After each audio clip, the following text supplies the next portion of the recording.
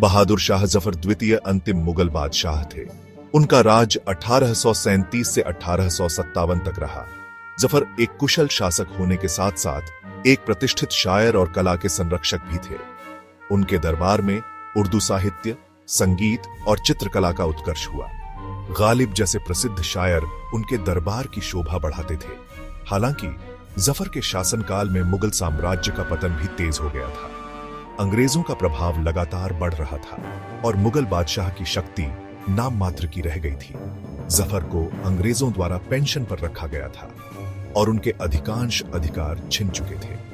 इसके बावजूद जफर ने अपनी प्रजा के प्रति अपने कर्तव्यों का पालन करते हुए न्याय और शांति बनाए रखने का प्रयास किया। वे धार्मिक सहिष्णुता में विश्वास रखते थे और उनके दरबार में हिंदू और मुस्लिम दोनों धर्मों के लोग शामिल थे।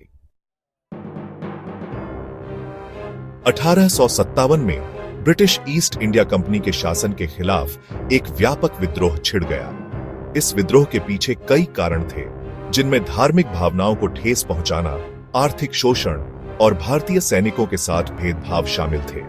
विद्रोह की शुरुआत मेरठ में हुई, जहां सिपाहियों ने जानवरों की चर्बी वाले कारतूसों का इस्तेमाल करने से इनकार कर दिया। यह विद्रोह जल्द ही पूरे उत्तर भारत में फैल गया और दिल्ली विद्रोहियों का प्रमुख केंद्र बन गया। बहादुर शाह जफर, जो उस समय एक बूढ़े और बीमार व्यक्ति थे, को विद्रोहियों ने अपना नेता घोषित कर दिया। जफर ने अनिच्छा से यह भूमिका स्वीकार कर ली, लेकिन वे वास्तव में विद्रोह का नेतृत्व करने में सक्षम नहीं थे। अंग्रेजों ने क्रूरता से विद्रोह को कुचल दिया। दिल्ली पर फिर से कब्जा कर लिया गया और बहादुर शाह जफर को गिरफ्तार कर लिया गया। उन्हें रंगून, अब यांगून, म्यांमार निर्वासित कर दिया गया, जहां 1862 में उनकी मृत्यु हो गई।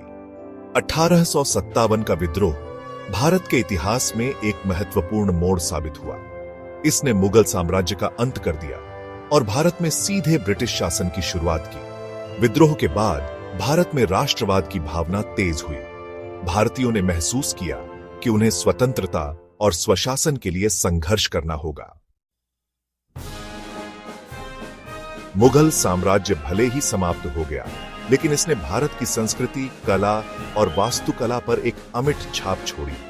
मुगलों ने भारत को भव्य इमारतें, रायात साहित्य और एक समृद्ध सांस्कृतिक विरासत दी। आज भी भारत और दुनिया भर के लोग मुगल संस्कृति की प्रशंसा करते हैं। मुगल कला, संगीत और भोजन भारत की पहचान का अभिन्न अंग बन गए हैं।